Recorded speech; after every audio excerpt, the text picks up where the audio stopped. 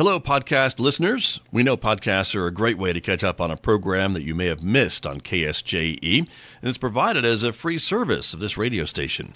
But, you know, KSJE is now listener-supported, and so while you enjoy this podcast, we hope that you'll also take some time to join KSJE. Become a member today. It's quite easy to do. Just go to our website at ksje.com/support and pick the level of support that best matches your budget. Thanks again for listening. Here's your podcast. This program is supported by San Juan Health Partners Urology, providing a wide range of personalized services for the whole family, including children. Our caring professionals are dedicated to helping meet your urology health needs with skill, experience, and service you need. For a complete listing of our services and to learn more, visit sanjuanhealthpartners.com or call 505-609-6300. San Juan Health Partners Urology, a division of San Juan Regional Medical Center. Thursday morning here on KSJE. You're listening to the Scott Michlin Morning Program. Good morning, everybody, and thank you for tuning in, 90.9 FM or streaming on our website, ksje.com.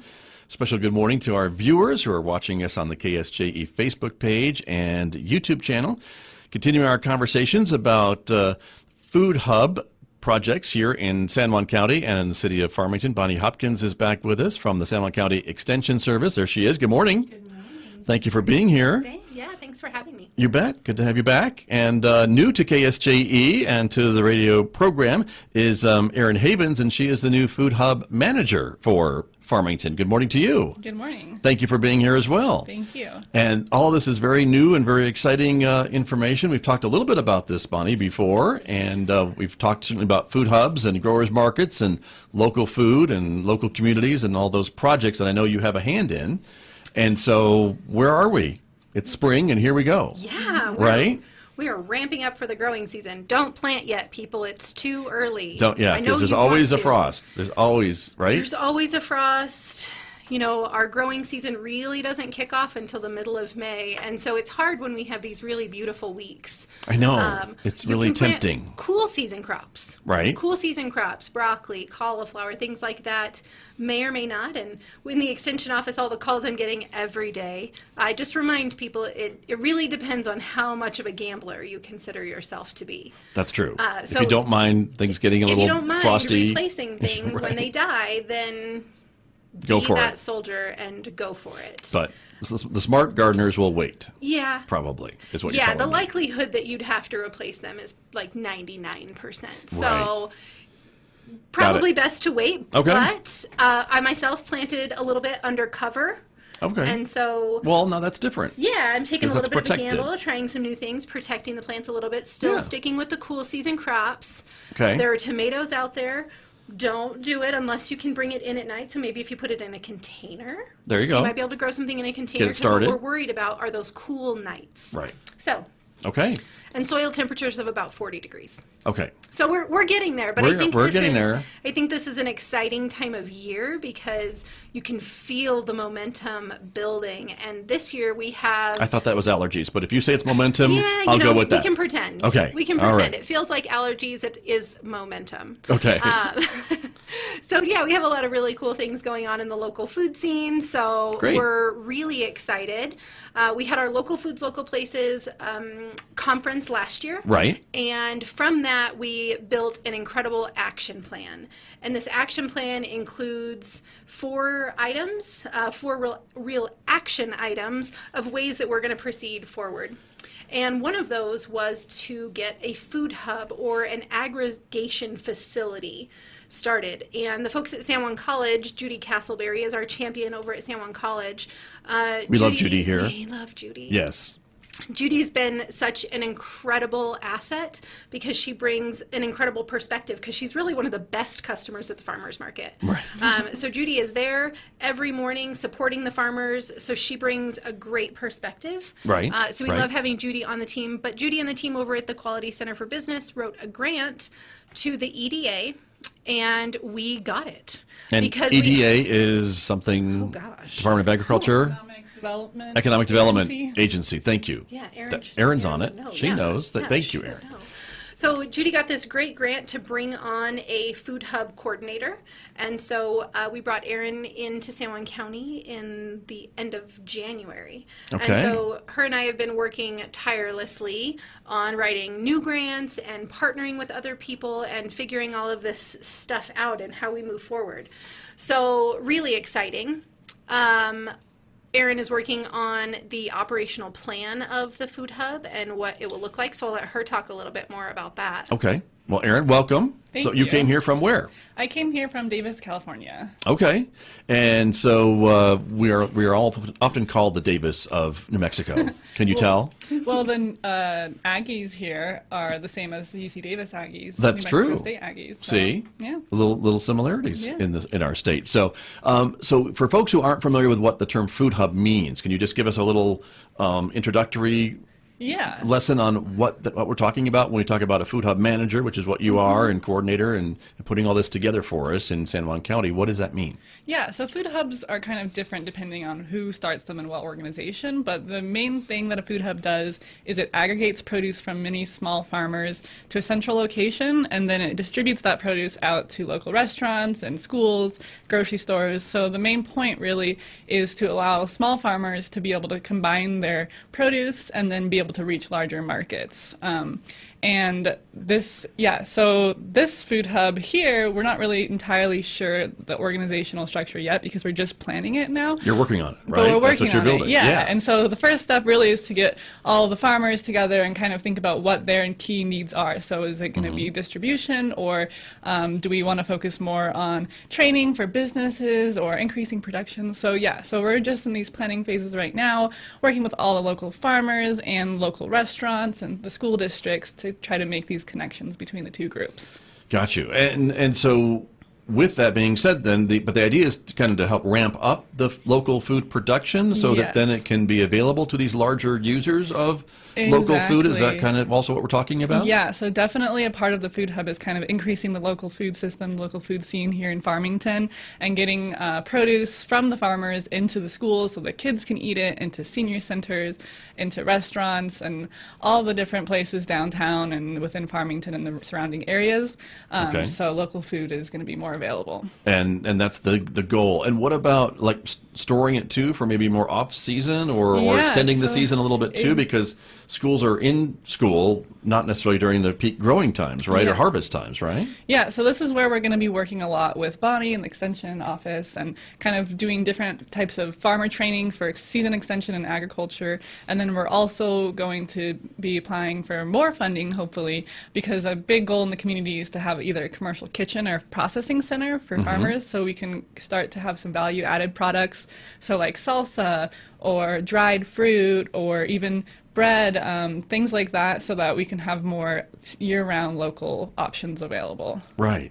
It's so funny to me as a kind of a local history buff, because I think we used to have a lot of these things, Bonnie Hopkins. Didn't we have canning plants and things from Farmington's Farmingtown past?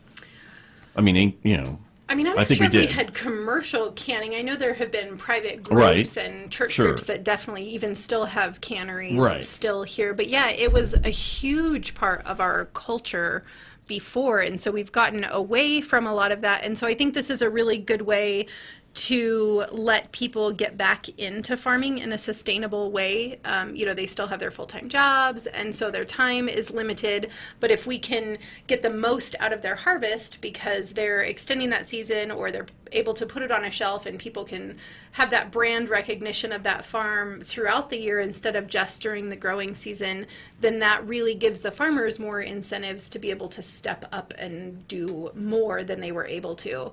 One of the other challenges that the farmers run into is that the peak season of harvest is very overwhelming for a farmer. So if they have a surplus of product, they don't necessarily have the time to go to all the restaurants or go to the schools or make those phone calls or really be very organized about the distribution of it. And so that's where Erin is going to be so helpful, because the farmers will be able to just call Erin and say, hey, this is how much we have. And then Erin can say, all right, I'm going to get on it, let's get this sold. And she can start making those calls to the schools and to the restaurants that she's identified as interested in buying local. And so It'll be a really good process to work through, and I think it'll give the farmers a little bit more security to know that if they have more product, that we can get it sold for them, because in the past that's been a big missing component.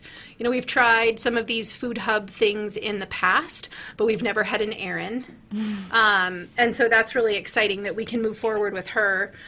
So we've been putting in for grants, which has been exciting. One of the first ones we put in for was with the City of Farmington Parks and Rec Department. So Rochelle Crosby is our new parks planner, and Rochelle is also amazing. We've never had a Rochelle either. Okay, so we're building an army of people here between me and Rochelle and, and Erin and Patience Williams from the partnership. And we're building a lot of great energy, and it's great because we're all working together and really honing in on the things that we're great at.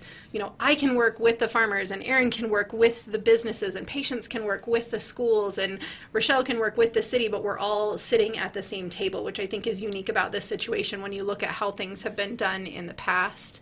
So we put in for a grant through the National Parks and Rec Association for a mobile farmers market for Farmington, and we got it, which is really exciting. So well, you've been, I don't know what your batting record is now for grants. Right now we're one for one. We're 1 for 1. Right. So that's awesome. Batting 1,000. That's 1,000. And I'm not a sports guy, but I know that. As far as grants that we've applied for local foods since Local Foods, Local Places, we've received every grant we've put in for since that event. So, and this has all been happening pretty quickly too, in my recollection, right? Because a lot of times some of these things, we have these great hopes and dreams and wish lists and things we want to accomplish, and we have to wait. But everything you've kind of wanted to do, you're able to do and pay for it. Yeah, so it's been really incredible.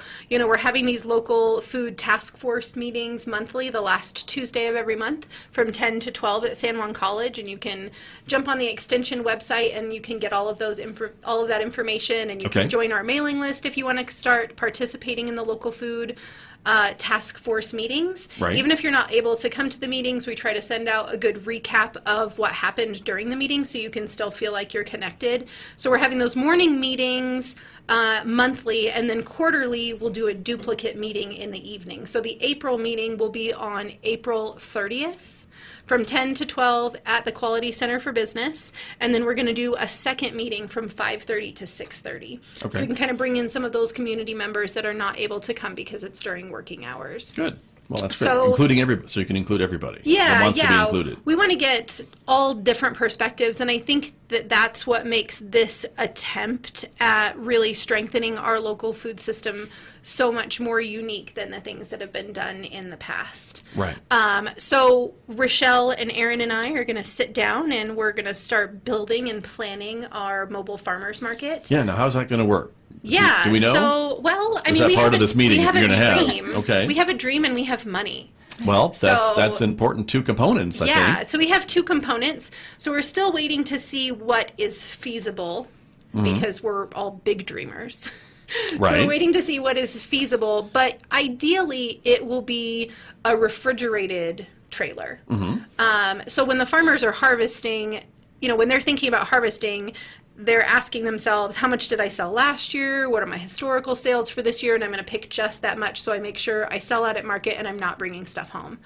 If we have a refrigerated truck on site at the farmers market on Saturday mornings, then they can say, you know, I'm going to pick more. Right. And then if I don't sell it, it'll go into the refrigerated truck at the beginning of market, so it stays cool and it's not out there during the hot summer mornings.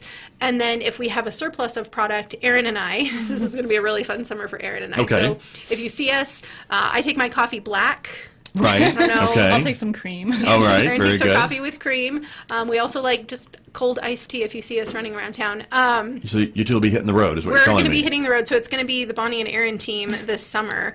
Are you driving this thing repacking. around, Yep. or what? Okay. Yeah. All right. So it'll be a trailer. The grant didn't give us enough money to get a whole refrigerated box truck. Right. Unless people want to throw some money our way. Right now it'll just be a trailer that will hook up to different trucks and be able to drive around. But Erin and I will repack the produce, and then we're really going to focus on the low-income neighborhoods in Farmington, and then we're partnering with IHS out in Shiprock. How cool. And so we'll be out near the hospital, and we're hoping to work with their fruit and vegetable prescription program. So the doctors at IHS are actually writing prescriptions for people to improve their health by increasing their consumption of fruits and vegetables. Right. And so we're hoping that the farmers market will be able to take those. So we're working with the Shiprock Farmers Market, we're working Nice. with IHS. So the trailer, the mobile market, won't necessarily just stay within the Farmington city limits. I think that it's going to be a good learning experience for us, and it will also be kind of a pilot for what we need in the food hub. Right, So we'll be able right. to do it on a smaller scale this year, and then Erin can take the results of the products we got in, what it was like to work with the farmers, how the payment system works, how we're taking money from the customers. You know, we're going to take all of that and then build it into the food hub feasibility plan. And so Got it. And so this is not, we're not reinventing the wheel here. This is happening in other communities. They have mobile food hubs as well, or mobile farmers market. markets. Yes, right? Yes. This has happened in other places? Okay. Yeah, so there's a couple models that we're going to look at here in New Mexico. There's one in Albuquerque, and then I think one in Las Cruces. Okay. But there's also all over the country. So I've worked with a mobile farmers market in San Jose, California. Food hubs I think there's over 200 food hubs across the country, and there's a really good network talking about the different issues that have come up. Food hubs were most popular in the early 2010s, like around 2012, they became really popular. So I think we're pretty lucky that we get to learn from some of the mistakes and challenges that they faced and Sure. figure out how to do it the best possible.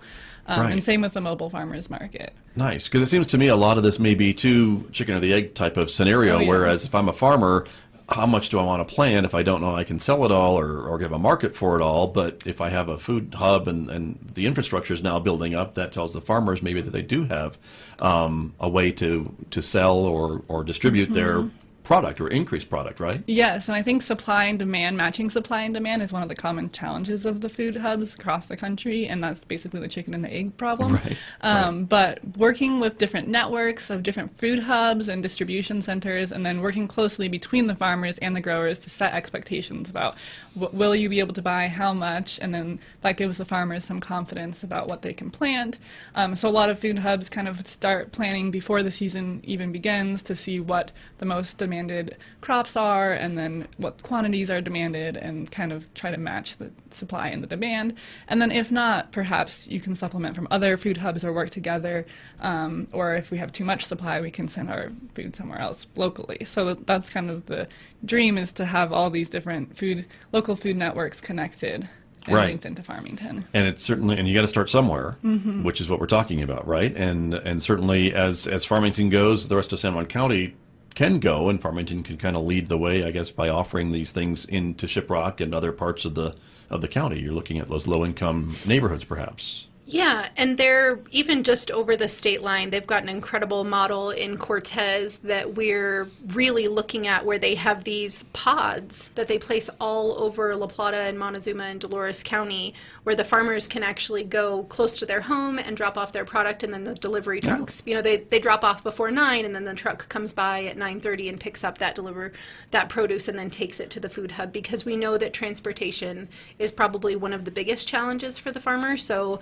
when we're writing grants and when Erin's writing grants, we're really focusing on providing the infrastructure that's missing from the system. So the farmers tell us, well, we have a lot of product, but we don't have the time or the capacity to deliver it anywhere. Sure, right. And so we're looking at, you know, how can we meet those needs and find delivery services or work with other agencies that are already coming through these routes to help fill some of those transportation needs.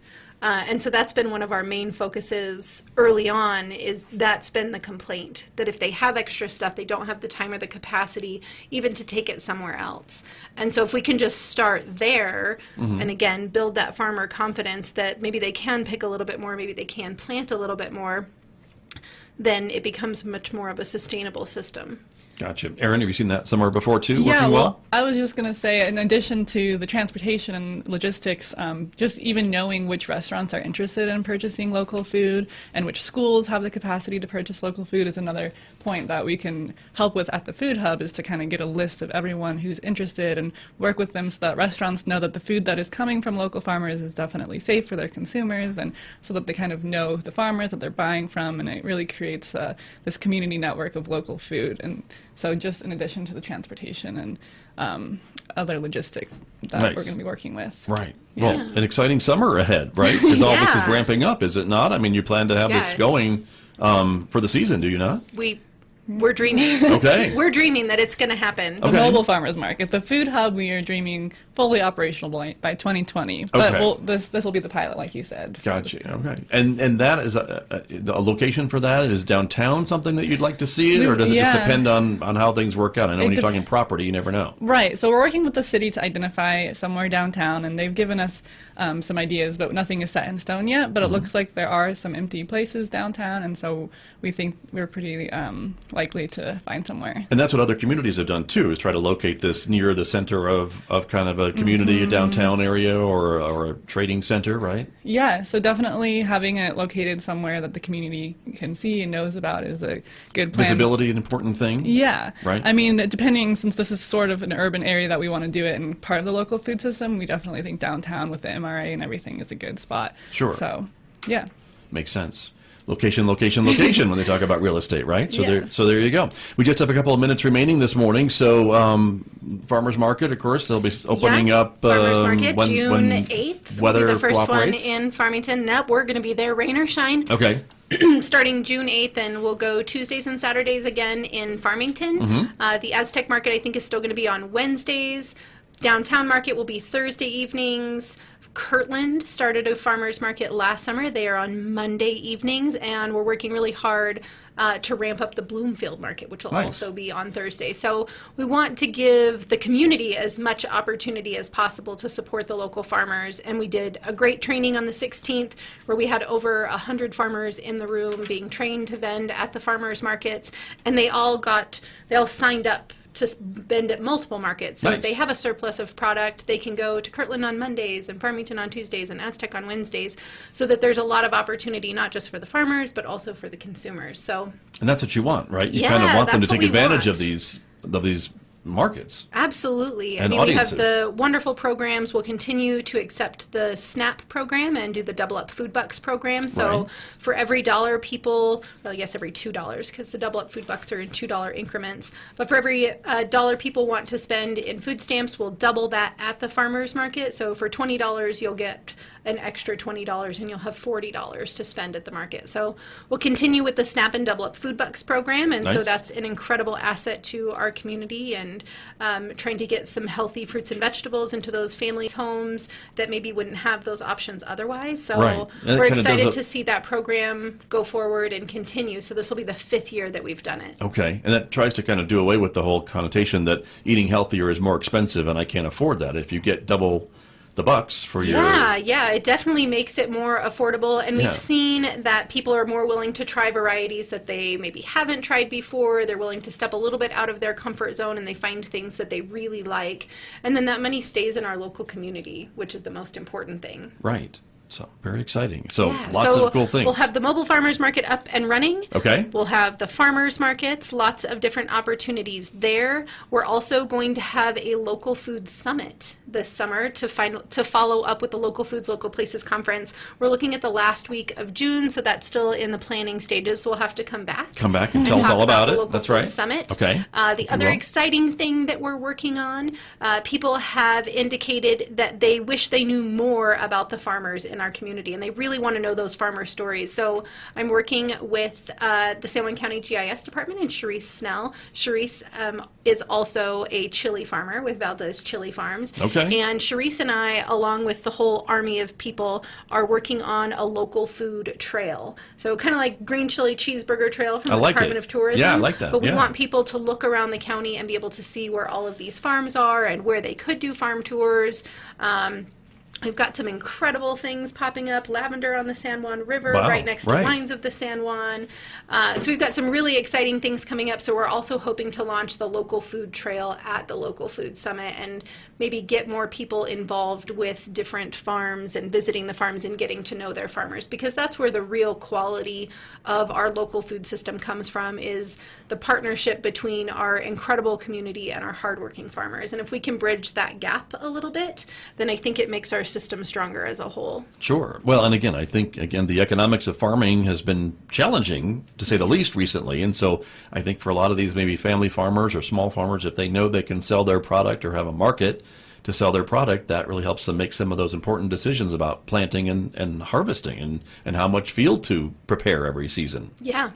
Yeah, there's an increase. I'm not a farmer. I don't even dress like a farmer, but that's what I think. I feel like maybe we need to get you a row at the community garden. That is maybe what you need to do. Yeah, so we'll also be launching community garden Community plots, gardens coming. That's right. in May. So we'll be signing up, especially at the old farmhouse community garden, which On 20th is just Street off of 20th in Farmington. So we'll come back and talk a little bit about how community members can sign up at the community garden, and we'll get Scott out there farming. I'll get dirt under my nails and ready to go. I love it. I'm ready. Okay. Thank you both for coming in this morning. Thanks for having Thank us. you. It's a great information. Can't wait. Looking forward to it. Thank you. Thank you so much. My guests here on KSJE. Everybody back with more in just a moment. Did you enjoy that podcast? We hope that you did. And if you did, share it with your friends. And if you really want to keep podcasts like this coming, please support KSJE. You can do it easily online at ksje.com.